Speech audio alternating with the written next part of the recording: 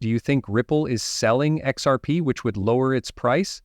That's exactly what we're going to talk about in this video. We'll also talk about whether Ripple should just burn their reserve and make the current circulating supply of XRP the total circulating supply. Guys, this video has this question come up a lot. Stay with me for the whole thing because I'm going to tell you what I think about all of this. Your help is very much appreciated as always. Thanks a lot. Thank you to everyone who liked the movies and signed up for the channel. These two easy things help me a lot.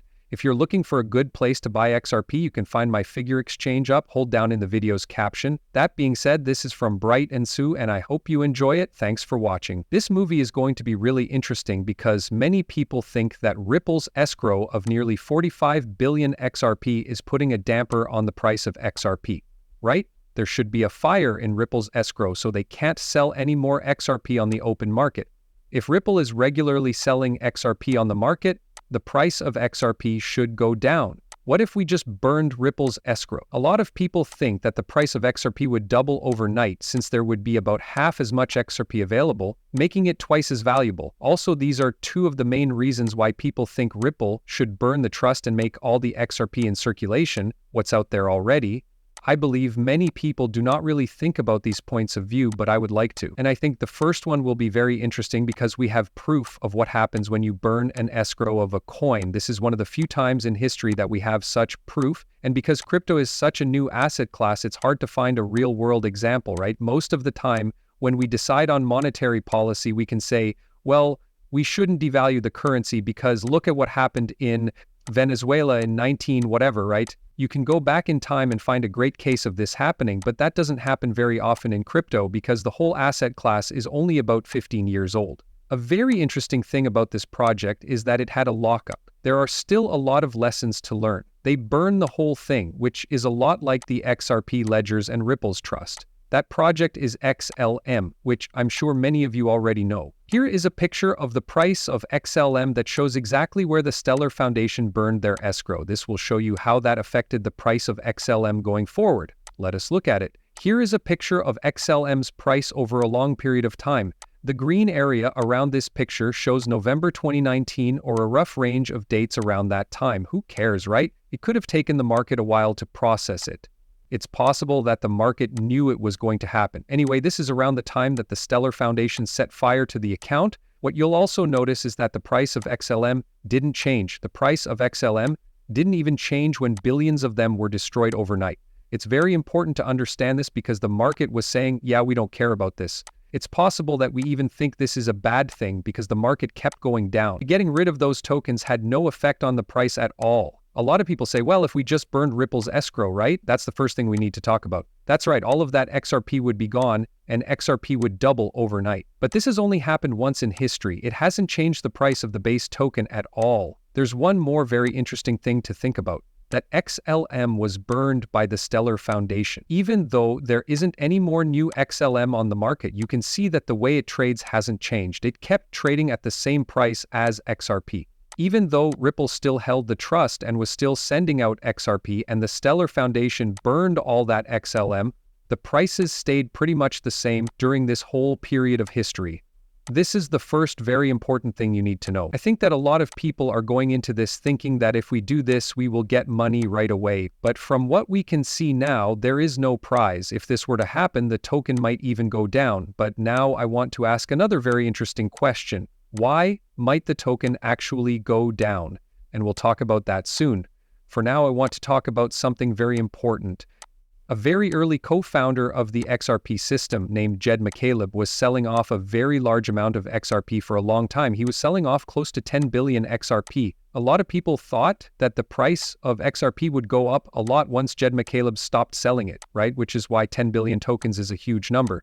The price of XRP was probably affected by all those sales, but it's really interesting because if you look at the long-term price chart of XRP, we'll show you that right now, you'll see that the price of XRP didn't change much when Jed McCaleb bought it back. I'm also aware that what we're talking about now doesn't make sense. It looks like those kinds of events would have a big effect on the price of XRP for the better. On the other hand, Jed McCaleb sold all of his XRP for a very long time. It was somewhere in this area, but I'm only going to make a wide circle. I think I made it a little too long. I'll try this again. Around this time, Jed McCaleb quit selling all of his XRP. This goes all the way back right? All the way back to these early days. Over the whole time period, he was selling his XRP. The XRP price chart didn't change when he stopped selling his XRP. In other words, these two facts make it clear that Ripple's burning their whole reserve of XRP probably wouldn't change the price of XRP. Let's talk about the reason for that. Of course, there is a set amount of XRP out there, 100 billion. This is something that a lot of people forget. There will never be more. The market has already agreed with that, right? 100 billion XRP is already what the market says. The market doesn't care what happens or where those XRPs are held now, not by Ripple or by me. It doesn't matter. Those XRP have already been given out. A lot of people think this is the same thing as inflation. It's not. If the number of 100 billion tokens went up, rates would go up, then it would be 110 billion the following year, 120 billion the following year, and 200 billion the following year. The price of that would go up. But the XRP record doesn't show any inflation. In fact, prices are going down. There are only going to be 100 billion tokens in total, and that number is going down. In other words, the market doesn't care who holds those coins. Since they're already on the network, they delete the keys and give them to someone else. In the big picture, it doesn't matter much. These tokens have already been taken into account by the market. This is what a lot of people don't get about Ripple's reserve. The market already knows about those tokens. Everything already takes that into account. It's possible that the market will even see that as a good sign.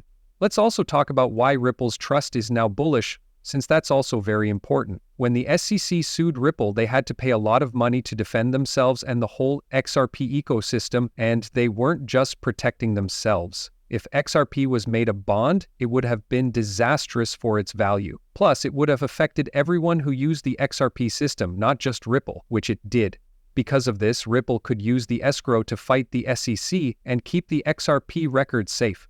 Ripple also works with very big banks, which most of us already know.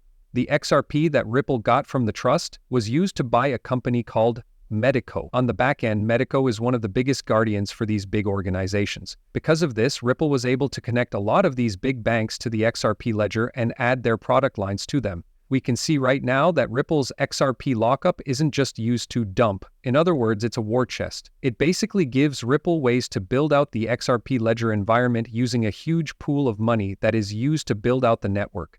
They wouldn't have been able to fight the SEC and protect the XRP system without those funds. Because Ripple wouldn't have the money to do these things, they wouldn't be able to insert their tentacles into these old banking institutions. And this is why Ripple can drive adoption. They have a lot of XRP that they can use as a battle chest to protect the XRP system. The world runs on money, whether people like it or not. And Ripple having a lot of money is eventually very bullish for the whole environment of the XRP ledger. They can help pay for projects. With that war chest, they can do a lot of things they couldn't do before.